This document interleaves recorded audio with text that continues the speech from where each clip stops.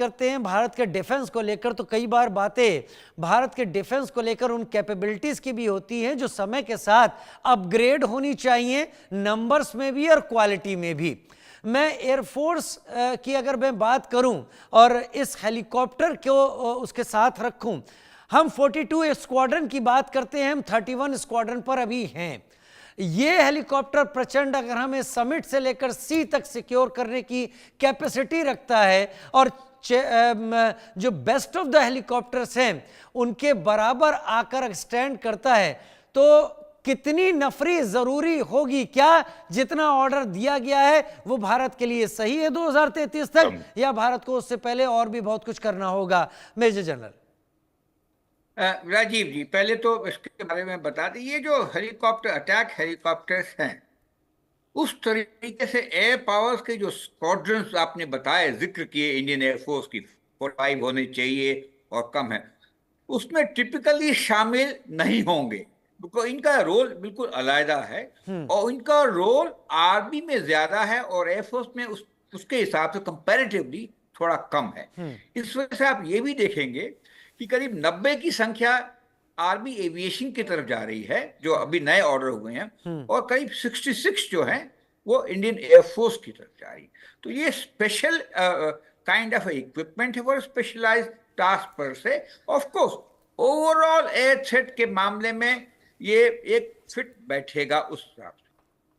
एक चीज मैं बताना चाहूंगा, जो इसके बाद में जिक्र हो रहा था आपका और ग्रुप कैप्टन विनोद के बारे।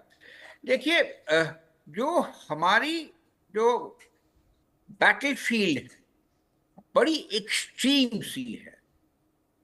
इसका जिक्र आया था मरुस्थल में, मतलब कि हम मीन सी लेवल पे और करीब 45 से 50 डिग्री सेल्सियस पे लड़ाई करते हैं। नॉर्दर्न एरिया में जो कि लेह का एरिया है वो कोल्ड डेजर्ट है, प्रेसिपिटेशन नहीं होती है, ऑल्टीट्यूड बहुत ज्यादा है, टेम्परेचर सब जीरो लेवल पे होते हैं। अगर हम नॉर्थ ईस्ट की बात करें, वहां भी हाइट्स हैं मगर ह्यूमिडिटी बहुत ज्यादा है और थिक जंगल से, जहां के मैं अरुणाचल प्रदेश की। नाउ ये जो एम्प्लॉयमेंट है मेन और मटेरियल का, खासकर इस अटैक हेप्टर की बात करें, ये इसका इस्तेमाल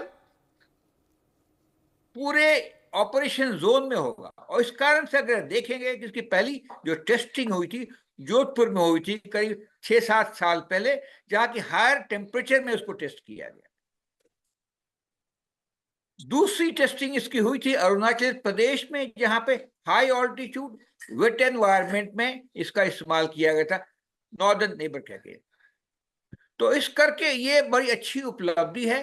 और जहां तक कि आपका जो मूल सवाल था, क्या ये जो 156 या उसके आसपास जो एयरक्राफ्ट हमका ऑर्डर गया है, क्या हमारे एयरफोर्स की जो 45 स्क्वाड्रंस की जो रिक्वायरमेंट है उसमें कितना फिट बैठता? काफी। देखिए, उसमें थोड़ा फर्क है, जैसे मैंने पहले बताया था, एयरफोर्स के पास में जो रोल के लिए होता है, काउंटर एयर ऑपरेशंस के लिए होता है, स्ट्रेटेजिक बॉम्बर्स का होता है, और कई इस तरह के होते हैं। अटैक हेप्टर्स का रोल लिमिटेड है, जो कि आर्मी की मदद करता है क्लोज सपोर्ट ऑपरेशंस में अगेंस्ट एंटी टैंक और एंटी पर्सनल स्पेसिफिकली, और उसके साथ और छोटे छोटे चीजें आती हैं। क्या तो सर, क्या अलग सी चीजें हो गई। क्या सर मैं इसे इस तरीके से कह सकता हूं, जैसे आर्मी का मूवमेंट होता है तो आरओपीज आगे आगे चलती हैं, ये हेलीकॉप्टर उसी तरीके से फील्ड ओपनिंग पार्टी का काम करेगा आर्मी के मूवमेंट के लिए? क्या मैं गलत हूं इसमें? नहीं, ये कर सकता है, वो डिफेंसिव है। ये अटैक हेप्टर, वो आगे जाता है, वो दुश्मन को मारता है, इन्फेंट्री को मारता है, टैंक्स को मारता है, यूएवी आते हैं, जो आपके ड्रोन्स आते हैं उसको मारता है। तो इनका स्पेसिफिक थोड़ा ऑफेंसिव है ये जो आपका काम का सही कहा, लेकिन इसकी दिशा जो सोच है, जो इक्विपमेंट की जो बनावट है, ये ऑफेंसिव स्पिरिट के साथ में कह सकते हैं। तो ये अटैक, और जैसा नाम भी इसका है प्रचंड, ये बहुत ही कारगर है, बहुत ही पावरफुल है, और अपनी भारतीय सेना को कोई भी दुश्मन के ऊपर कब्जा करने के लिए, काबू करने के लिए, अटैक करने के लिए ग्राउंड पोजीशन होल्ड करने के लिए, काउंटर अटैक से बचने के लिए, दुश्मन के टैंक को नष्ट करने के लिए, उनके यूएवी और ड्रोन्स को नष्ट करने के लिए इंपॉर्टेंट है। हालांकि चूंकि ये एक प्लेटफॉर्म हवाई जहाज में उड़ता है, हाई एल्टीट्यूड में काम करता है, तो बहुत सारे और भी इसके हम इस्तेमाल कर सकते हैं। वो उस तरह का इनोवेशन के लिए इंडियन आर्म फोर्सेस बहुत ही मशहूर है कि कोई भी हमारे पास इक्विपमेंट आता है हम उसको किसी और फॉर्म में भी इस्तेमाल कर सकते हैं। मेरे पास समय थोड़ा कम है मेजर जनरल, लेकिन मैं ग्रुप कैप्टन एमजे ऑगस्टीन से एक सवाल पूछना चाहूंगा। हेलमेट माउंटेड डिस्प्ले अगर इस तरीके के हेलीकॉप्टर्स में दिया जाता है, ये एक्चुअल जब हम इसको परफॉर्म करना होगा, ये कितना बड़ा डिफरेंस करेगा वहां पर जंग में? राजीव जी, आप हमेशा उम्दा सवाल पूछते हैं, और आपका जो सवाल है हेलमेट माउंटेड डिस्प्ले, हमारे प्रचंड में, और मैं ये दर्शकों को कहना चाहूंगा, हेलमेट माउंटेड साइटिंग डिवाइस है। इसमें फर्क मैं समझाता हूं 30 सेकेंड्स। हेलमेट माउंटेड डिस्प्ले में सिर्फ डिस्प्ले आता है। हेलमेट माउंटेड साइटिंग डिवाइस जो है HMSD, इसमें आप जब सर घुमाते हैं, आप मेरे पीछे हेलीकॉप्टर देख रहे हैं और स्क्रीन में भी हेलीकॉप्टर देख रहे हैं, उसका जो गन का टरेट है मेरे सिर के साथ साथ घूमेगा। बाकी मिसाइल के जो हेड हैं, जहां मैं नजर घुमाऊंगा सारे जो मेरे वेपन्स हैं वो भी उसी तरफ को देखेंगे। ग्रुप कैप्टन, मैं मजाक नहीं कर रहा आपसे। क्या ये टेक्नोलॉजी आ सकती है कि हम अपनी आंख की पलकों को ब्लिंक करें और फायर भी हो जाए?